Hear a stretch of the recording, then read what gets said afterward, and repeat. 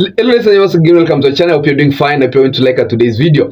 Now, Senator Edwin SIfuna of the Nairobi County is one of the young leaders in the Republic who has always stood with the young people. I want you to hear how Senator Edwin SIfuna has argued the order that was given to shoot young people the legs, arguing that when you are telling people, or you are telling the police to shoot the legs, number one, what assurity do you have that this bullet will get to the legs? Because this bullet can get a different part of the body.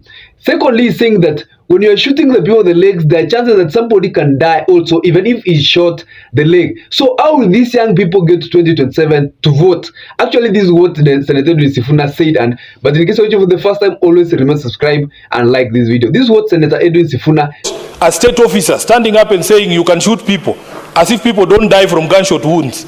Honorable Speaker, we saw Rex Masai, the young man who was killed during the protest, was shot in the leg. So how can you tell people to shoot people in the leg as if those injuries are sustainable injuries? So, Honorable Speaker, we want to make it very clear that as a country, we have totally lost our way.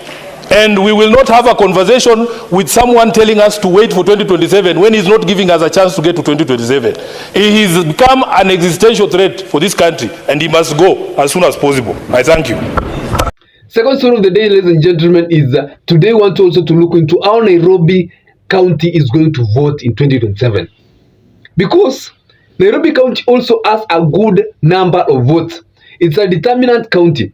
What do you think is going to vote? Because in 2022, the people who have voted for are in the same side now. Because Nairobi voted for President Ruto and voted for Raila Odinga.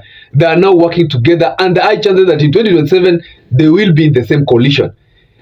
But with the change of dynamics, what do you think, and how do you think Nairobi will vote come 2027? Because it's a very big question, and it's something that we should think through about.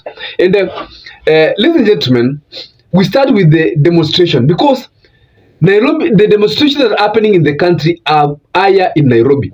And the question you must ask yourself is, why are the demonstrations in Nairobi? Why didn't you see demonstration as much as they are in parts of other country, in the parts of the other sides of the country? They are not such intense as Nairobi. Why do you think that it's in Nairobi where you have that huge demonstration happening? Number one is because when things are worsening, the people who are hit hard, the people who suffer hard are the people in the city or in the capital.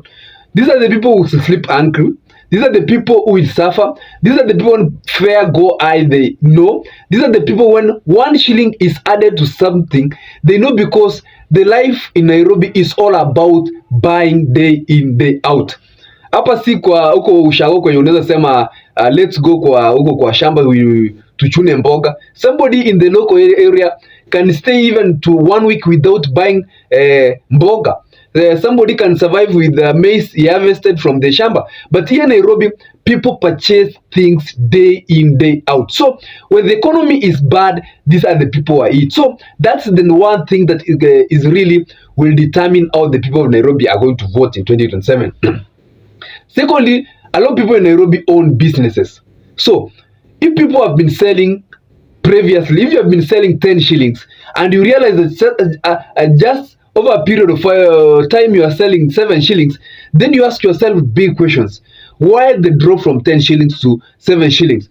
Maybe now you have, these people are having strains even in paying rents. These people are having strains even in getting other bills into consideration. So the business community also will make a big determination in the 2027 general election in the Nairobi region, how they are going to vote. The third thing is that as much as we say that we are tribeless, we are neutral, politics will play. Also, it won't play, politics of regions will play. Although it won't play to a very big extent, to some point it will play. So, who are the leaders behind the people in Nairobi? Raila Odinga will always control the Luo region, although not to such extent. Number two, the Kikuyu community will vote according to what their leaders, including the likes of Rigathi Gachagua. The campus will vote in the direction of thought or in the coalition that Kalonzo Musyoka will be. The Kisi will vote in the direction that Matiang'i will be. This is also going to significantly affect the way the vote of Nairobi is going to be casted. So, ladies and gentlemen, who do you think have numbers when it comes to the regional voting? Your guess is as good as mine, because the opposition has numbers. They have all consideration. You have Kikuyus, you have Kambas, you have Kisis, you have Luyas. Then you have 70% or 65% plus of the Nairobi vote, unless things go to change as we approach the near future. And this one is followed by even the clip you saw, listen to, of a woman being carried from one region to go and attend a rally in I think it was a rally the president was attending. If it was in Kawangware, where a woman were getting to a bus and youths were shouting to them that you people are the one who are betraying our cause. When your children are dying, and you have watched that clip I played for you in the beginning of this video. That was a human going to attend a rally, and that was not a good thing for the youths to see those women going to attend that rally. Listen, Jimmy, tell me what you think about Nairobi. But for me, Nairobi, the opposition will carry the day. Unless there will be changes, the opposition is going to carry the day in the Nairobi gubernatorial, in the Nairobi presidential race of 2027. Because the people of Nairobi also, they are these are where you find young literate people, watu wenye wanatamak, wenye wamesoma wanatamak, wanatafuta vibarua. Yeah, people who are very exposed to technology. People here are very exposed to technology. People are watching TV. People are in access to internet. People, they know exactly where the country is. Those people here that the base sleepholders, a good number of them are in Nairobi, because the economy of the country is controlled with the capital city, Nairobi. And out of 10 shillings that the country makes, for example, a day, about 6 or about 5 comes from the Nairobi region. In terms of taxes and the collection that's made, 10 or about 5 shillings comes from the capital, because the capital, once the capital is closed, a lot of things are affected across the country.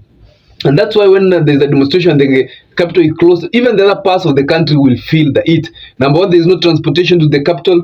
A lot of things are not moving out from the capital to the downtown, and it's really something that is really affects what happens across the country. That's all for you. You can tell me what you think about this video, about the Nairobi voting pattern of 2027, and also about Edwin SIfuna, about the statement Edwin SIfuna says about the order to shoot the lakes. Others, have a good day and stay safe whenever you are.